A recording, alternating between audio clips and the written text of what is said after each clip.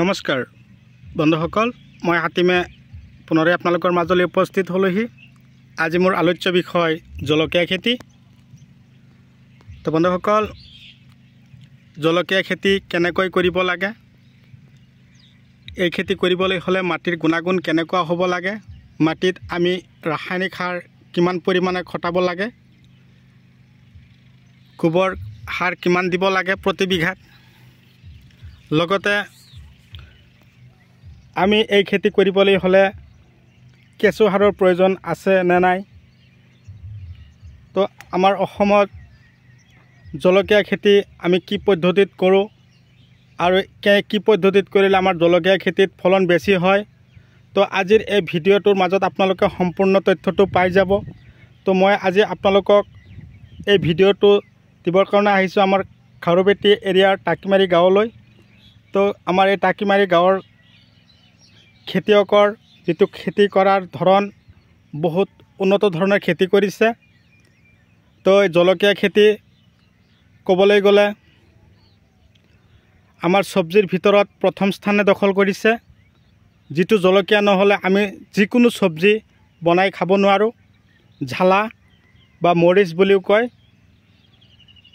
তো ইফালে এই জলকীয়া খেতি কৰিবৰ কাৰণে আপোনালোকে প্ৰথমতে ওখ এঢলীয়া অম্লতা আৰু হিউমাছযুক্ত মাটি নিৰ্বাচন কৰি ল'ব।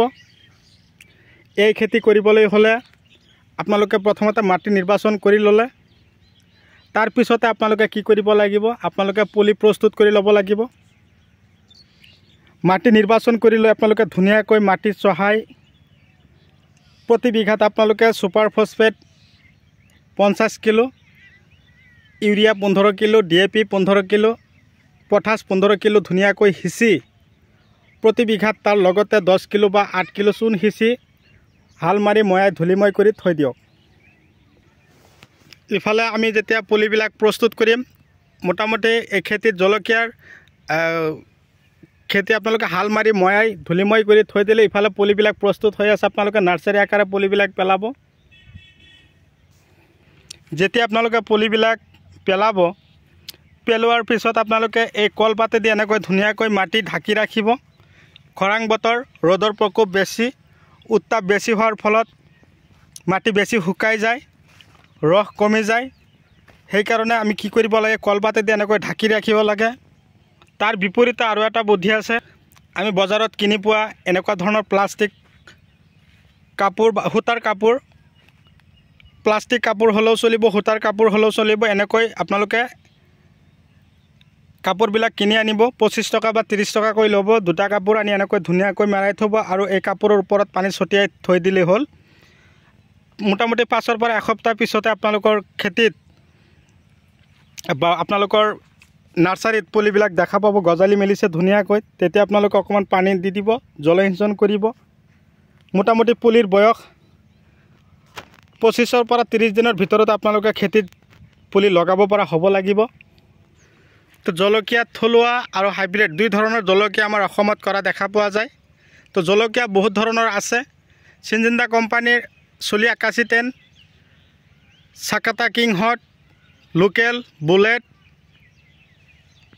তাৰপিছত আছে অন্য ধৰণৰ জলকীয়া যেনিবা ভোট জলকীয়া। এনেকুৱা ধৰণৰ জলকীয়া আমাৰ অসমত বাণিজ্যিক ভিত্তিত, ব্যৱসায় ভিত্তিত কৰি থকা দেখা পোৱা গৈ আছে। নাৰ্চাৰী আকাৰে পুলিবিলাক যে আপোনালোকে পেলাব, এই পদ্ধতিত পেলাব, লাইন বাই লাইন, আৰু এটা এটা পুলি এটা এটা সৰু সৰু গাঁত খান্দি ল'ব। খান্দি লৈ আপোনালোকে এটা এটা পুলি আপোনালোকে পেলাব। গাঁতটো খান্দোতে আপোনালোকে এনেকুৱা ধৰণৰ মাটি উৰ্বৰ কৰি ল'ব। এনেকুৱা গাঁত খান্দি ইয়াৰ ভিতৰত এটা এটা গুটি পেলাই দিব আৰু লাইন বাই লাইন পেলাই যাব। এনেকুৱা ধৰণৰ পুলিবিলাক আপোনালোকে প্ৰস্তুত কৰিব। তো আমাৰ খাৰুপেটীয়াৰ কৃষকে চাওক কি পদ্ধতিমতে পুলি প্ৰস্তুত কৰিছে, চাব পাৰিছে পুলিৰ ধৰণ। লক্ষ্য কৰিব পুলিবিলাক যেতিয়া এনেকুৱা ধৰণৰ হৈ যাব। তো আজি এই পুলিবিলাকৰ বয়স অলৰেডি 19 দিন হৈ গ'ল। ইফালে খেতিৰ মাটি ৰেডি কৰি থ'লে, লগাই আছে বা লগাবৰ কাৰণে প্ৰস্তুতি ল'ব। লগোৱাৰ আগমুহূৰ্তত আপোনালোকে পুলিবিলাকত ধুনীয়াকৈ জলসিঞ্চন কৰিব, বাৰে বাৰে পানী দিব প্ৰত্যেক দিনে আবেলি সময়তে। তো খেতিয়ক, মই এটা কথাই বুজি পাওঁ, খেতিয়কে হয়।